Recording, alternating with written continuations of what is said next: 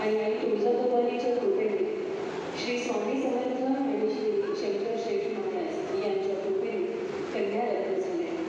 इतक्या वर्षांची तपस्या पूर्ण होऊन आज पहिली बेटी, धनाची बेटी आणि सुख लेख घरी आलेली आहे. याच परीक्षा नामकरणाच्या सोहळ्यासाठी आपण इथे सगळे उपस्थित आहोत. या सोहळ्यामध्ये सावंत परिवाराच्या वतीने निवेदिका या नात्याने विद्या जितेंद्र जोशी तुम्ही सगळ्यांचं मनपूर्वक स्वागत करते. काही क्षणातच आपण हा सोहळा सुरू करूया.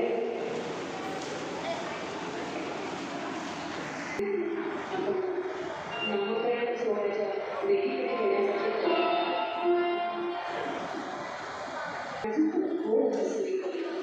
तिच्या नामकरणाच्या सोहळ्यामध्ये आपण जोरदार टाळ्यांनी स्वागत करूया.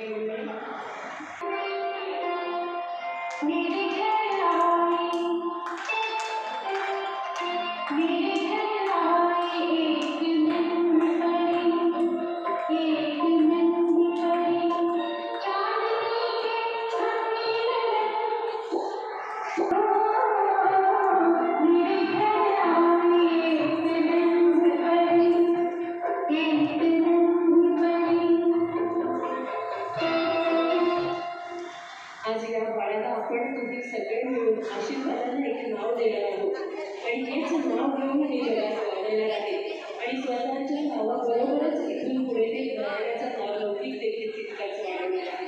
तेव्हा तसं आपण आज तुम्हा सगळ्यांच्या साक्षीने आणि कुलस्वामी श्री स्वामी समर्थ आणि श्री शंकर शेठ महाराज यांच्या आशीर्वादाने आणि ते इथे उपस्थित आहेत असा विचार करून बाळाचं नामकरण करूया. आणि आपल्या आईला इथून पुढे आई दोन सुख देणारी कन्या आलेली आहे. तिला तिची ओळख देणे. नामकरण खरं तर नुसतंच नामकरण नाही आहे, तर ती एक मोठी जबाबदारी आहे बाळावरही आणि पालकांवरही. आपण बाळाला जे नाव देतो त्या नावाप्रमाणे सुसंस्कार करून त्या बाळाला खऱ्या अर्थाने त्याचं नाव सार्थ करण्यासाठी आपल्याला सज्ज करावं लागतं. यासाठीच दोन्हीकडचे आजी आजोबा कुलस्वामी या सगळ्यांचे आशीर्वाद आहेत. याबरोबर इथे उपस्थित असणारे सगळे नातेवाईक, मित्रमंडळी, सोसायटीतील सगळे स्नेही मंडळी या सगळ्यांचं पुन्हा एकदा मनपूर्वक हार्दिक स्वागत आहे. यहाँ उपस्थित सभी आत्मस्वकीय मित्र स्नेही इस नामकरण प्रोग्राम में मुझे दिल से सावंत परिवार की वजह से बहुत बहुत स्वागत है. सावंत परिवार की ओर से आप सभी का मनपूर्वक स्वागत है. आपके यहाँ होने से ही इस प्रोग्राम में शान और जान आई है. आप सभी के आशीर्वाद से ये प्रोग्राम अच्छा होने वाला है और आप सभी के साथ इस परिवार के साथ ऐसा ही बरकरार रहे, यही मनपूर्वक कामना कर रहे हैं. नेहमीच कठोर कणखर असलेला भाव आपल्याच माणसाच्या डोळ्याला जेव्हा प्रवेश देतो, आनंदाने डोळे भरून आपल्याला आयुष्यभराचं सुखद गीत देण्याच्या वाटेकडे पाहतो, तेव्हा त्याच्या नजरेतूनच तिने सोसलेल्या सगळ्या वेदनांचा संहार होतो आणि त्या वेदनांवर भूंकर घालत जेव्हा नजर होते तेव्हा त्या दोघांमधला बंध अधिकच दृढ होतो आणि त्याच वेळी एका पुरुष व्यक्तीच्या मनामध्ये बाप जन्माला येतो, जेव्हा आपला मांसाचा गोळा एक पुरुष व्यक्ती आपल्याकडे येतो. सुन्या अंगणात आणि सुन्या घरात जे आजपर्यंत सगळं टेकणामध्ये व्यवस्थित असणारं घर, कानाकोपरा सुसज्ज व्यवस्थित जिथे तिथे नक्क असणारं घरात मात्र आता पसारा तो सुद्धा आनंदाचा आणि सुखद अनुभव देणारा. सुन्या घरात आणि सुन्या अंगणात घरभर पसारा खेळणी मुक्ती यांनी सगळं घर भरतं आणि याच पसाऱ्यात जेव्हा एखादा पाहुणा निवांत गप्पे मारून बाळाला मांडीवर घेऊन बसतो, तेव्हाच त्या नातेवाईकाचा, त्या स्नेहाचा, त्या नराशी असलेल्या स्नेहाचा बंध दृढ होतो. घराचा प्रत्येक कोपरा बोलका आणि घराच्या भिंती त्याच्या हाताने काढलेल्या पेन्सिलच्या रेखोट्यांनी अगदी भरून टाकतो तेव्हाच तर त्या घराला घरपण येतं. एका बाळाच्या येण्याने आयुष्य किती जणांचं बदलतं. गोड गोड पोळक्यातून 2 तास दुखलुकतात आणि याच कोबड्या मुलांनी सारं घर अवघं आनंदानं बघायचं. तिथे आता सुवासिक अत्तराची काहीच गरज नसते, कारण त्याच्या जावळाच्या सुगंधानेच तर रेशोदेशीचे सुगंध आता फिके पडलेले असतात आणि त्याच्या जावळाच्या सुगंधाने सगळ्यात महत्त्वाचा बदल काय होतो माहिती आहे? या बाळाच्या येण्यामुळे सगळ्यात महत्त्वाचा बदल हा होतो, सकाळी ऑफिसला जाणाऱ्या बाबाच्या गाडीला आपसूकच काळजीचा ब्रेक लागतो. कितीही उशीर झाला तरी हेल्मेट आणि गाडीचं ब्रेकचं सगळं समीकरण साधून बाबा काळजीपूर्वक सुरक्षित घरट्याकडे येण्याचा विचार करतो आणि घरी पोहोचतो. घरात राबणाऱ्या मावशीला सुद्धा परकीय अनोळखी असले तरी सुद्धा त्या मावशीला सुद्धा वेळ लावून त्या घरातून पुन्हा दुसरीकडे जाऊच नये याचा वेळ लावणार हे बाळ असतं. असंच हे बाळ सर्वांग सुंदर तुम्हा सगळ्यांच्या आशीर्वादाने तर बनत असतं. आणि आज जे आपण नाव देणार आहोत या नावातूनच ते तुम्ही यशवंत कीर्तिवंत बनला असेल. एका बाळाच्या येण्याने आयुष्य किती जणांचे औक्षण स्वीकारतानाचा हा किती आनंदी क्षण पद्धतीच्या आयुष्यात परमेश्वराने दिला आहे आणि तो आनंद तिच्या चेहऱ्यावर भरपूर ओसळून वाहतो आहे. व्यक्तीप्रमाणे आपण ती गोपापूजन आईचं औक्षण घरातल्या 5 सवाष्णींकडून मोठीपणे करून घेऊया.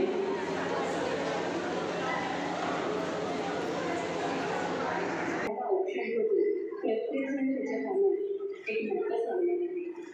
एक नवीन नातं आपण त्याला देणार आहोत.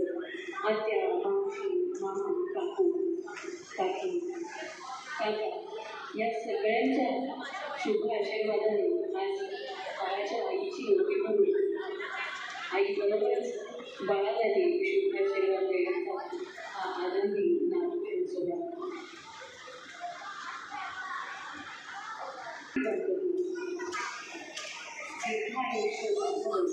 यासाठी आज मी नमन करेन.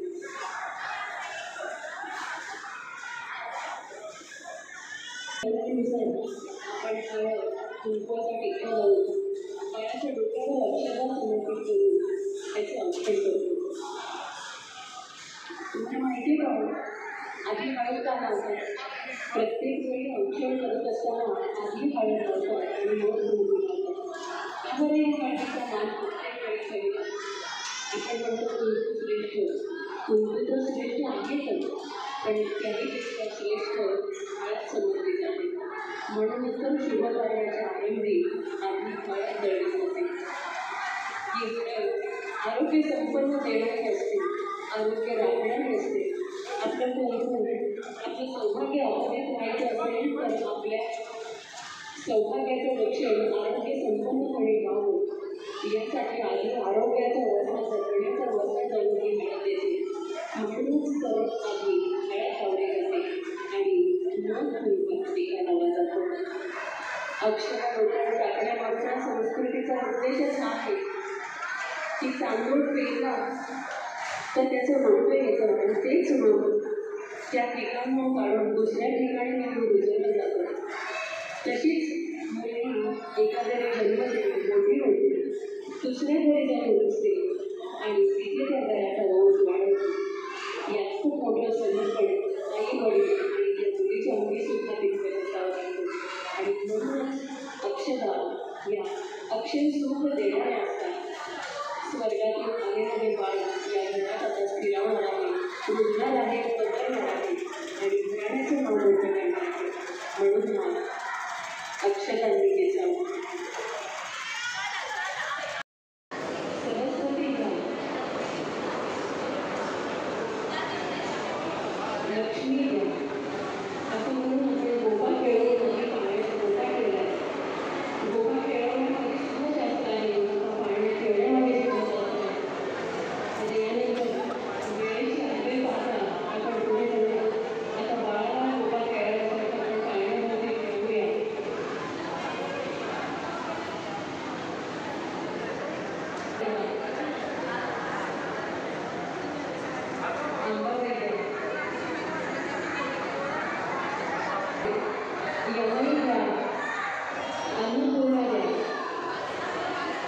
लक्ष्मी द्या, सरस्वती द्या. आपण सगळ्या पिढीनुसार माधुरी दीक्षित द्या, लक्ष्मी द्या, असं सुद्धा म्हणूया, जेणेकरून या मोठ्या अस्थिरचे गुण सुद्धा या बाळामध्ये येतील आणि बाळाला खेळून आपण आज बाळाला नामकरण करूया. यामध्ये आपल्या परंपरेनुसार आईला पाळण्याखालीच बसण्याची पद्धत आहे. याचं कारण म्हणजे काय? आईला पाळण्याखालीच का बसवलं जातं? आईला नेहमी पाळण्याखाली बसवूनच तिची ओटी भरली जाते.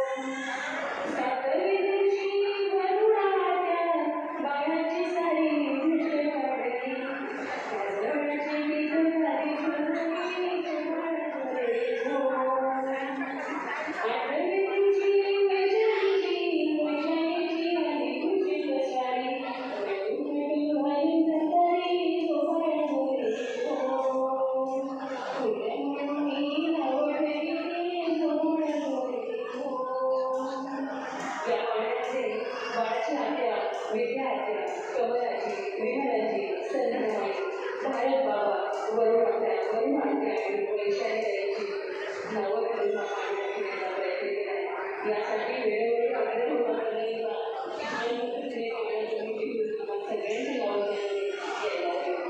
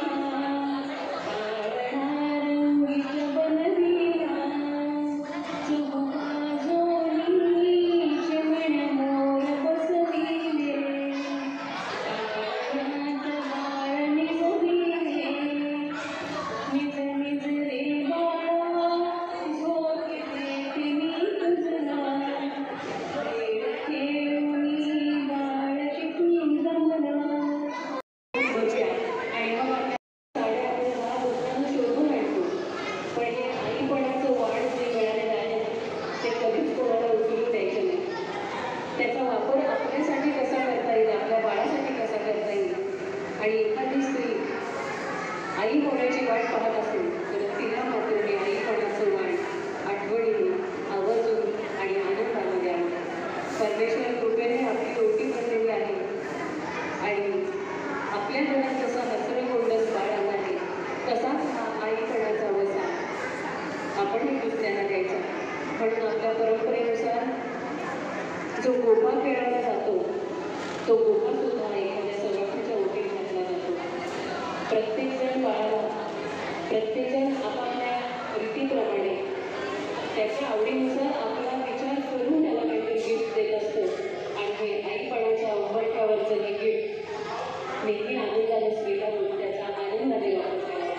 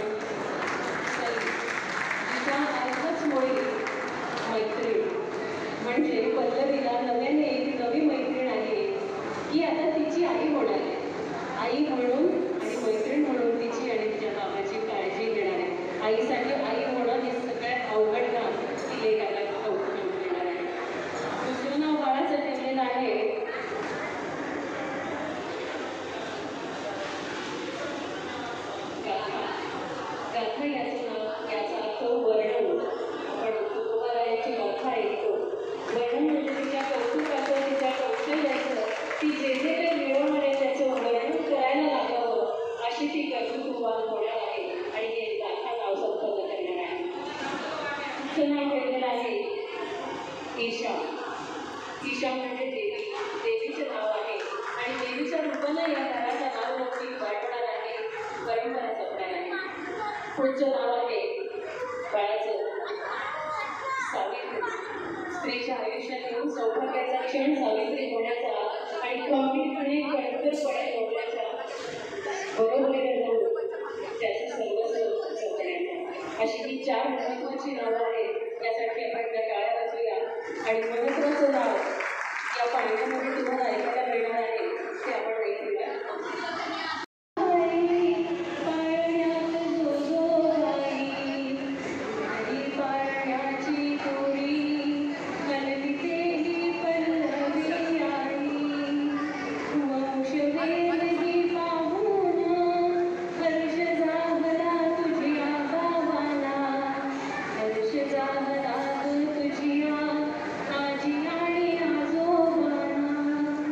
सुवासिनी जमल्या साऱ्या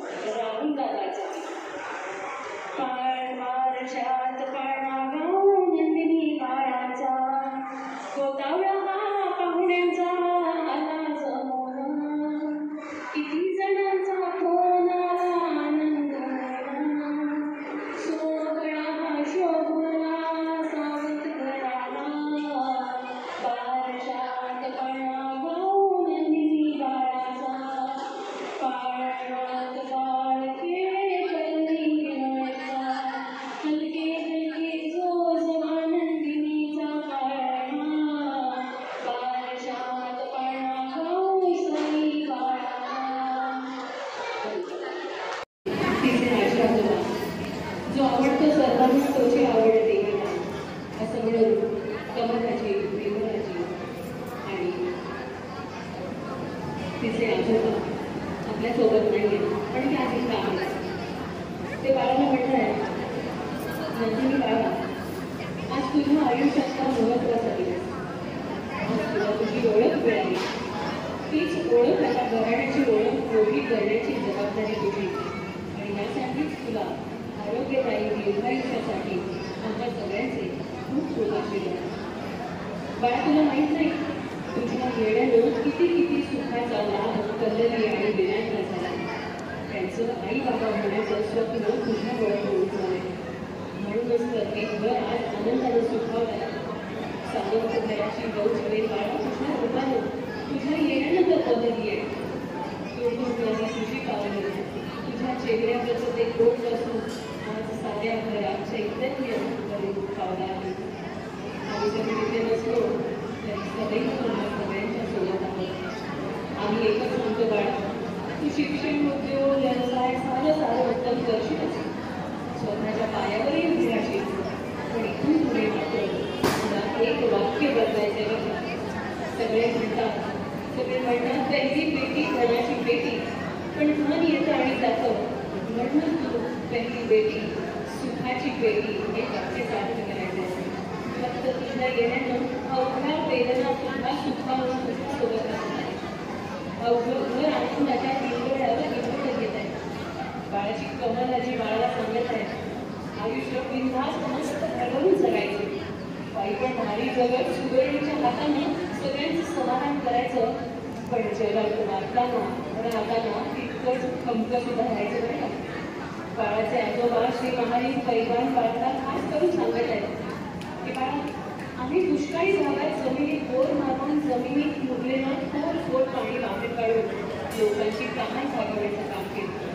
तू सुद्धा मात्र माणुसकी जपत माणुसकीचं बोरवेल काढून माणसं जपायचं काम करायचं बरं आणि माणुसकीचं पाणी सांभाळायचं भरपूर अभ्यास कर स्वतःच्या पायावर ताट मानण्यानं उभी राहा आणि आई बाबांचं स्वप्न पूर्ण आणि सगळ्यात महत्त्वाचं घराण्याचं मोठं घर बाळाच्या आईकडची आजी विमलाची बाळाला सांगते आहे आयुष्यात येऊन आपण स्वतःसाठी तर नेहमीच जगतो पण छत्रपती शिवराय यांच्या या महाराष्ट्र भूमीमध्ये आपण समाजाचं काहीतरी देणं लागतो म्हणून आपल्यातल्या भागातला भाग समाजासाठी देण्याचा नक्की प्रयत्न करतो हे जे समाजकार्य आहे ना ते मनाला खूप आनंद आहे त्यापेक्षा गमत समाधान देणार असतं तुझी मृदुनारी पावलं तुझा गोड चेहरा विनायक आणि कन्नडीचा संसार पाहायला आम्ही जरी नसतो तरी सुद्धा आमचे आशीर्वाद रूपी डोळे सदैव माझ्या कार्यक्रमामध्ये कुठेतरी त्यांच्या पाठीशी आहे त्यामुळे आमची मोहीम तू तुझ्या असण्याने आता भरून काढायची आहे